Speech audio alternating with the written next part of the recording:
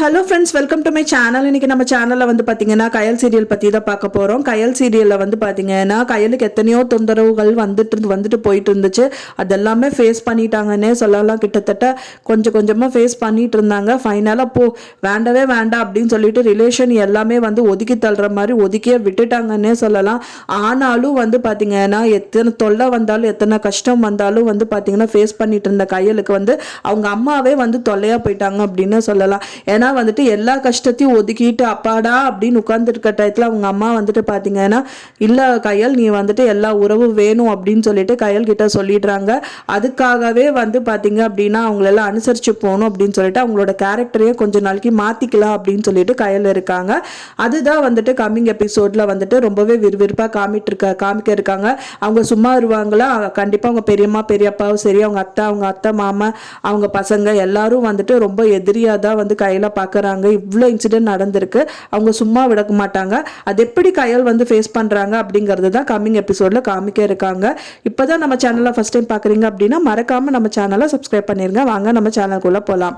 இப்போ கயல் சீரியலில் வந்து பார்த்தீங்கன்னா கயல் என்னதான் வந்துட்டு கஷ்டத்தை வந்து மேற்கொண்டுட்டு இருந்தாலும் வந்துட்டு ஒரு ஸ்டேஜுக்கு மேலே ரொம்பவே பகிரங்கமாக வந்து இறங்கிட்டாங்க. அவங்க அத்தனே சொல்லலாம்.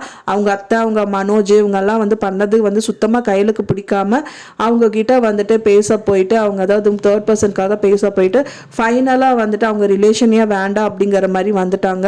இன்னொரு பக்கமாக அவங்க பெரியப்பா வந்துட்டு அவங்க குடும்பமே வந்துட்டு அடிமையாகணும்னு சொல்லிட்டு அவங்க அண்ணா கிட்ட வந்து எழுதி வாங்கினது தெரிஞ்சோன்னே இன்னும் கோவமாயிட்டு அவங்களையும் வந்துட்டு வெறுத்து தள்ளிட்டாங்கன்னே சொல்லலாம். அது எல்லாம் மீறி வந்துட்டு சரி ஓகே நம்ம கல்யாணம் எப்படியோ பண்ணிக்கலாம் அப்படின்னு சொல்லிட்டு பத்திரிக்கை வரைக்கும் அடிச்சிட்டாங்க. ஃபைனலாக அதுக்கு முன்னாடியே வந்து அவங்க அம்மா பேசிட்டாங்க கயல்கிட்ட. எல்லாருமே வேணும், எல்லா குடும்பமும் இருந்தால் தான் நல்லா இருக்கும் அப்படின்னு சொல்கிறாங்க.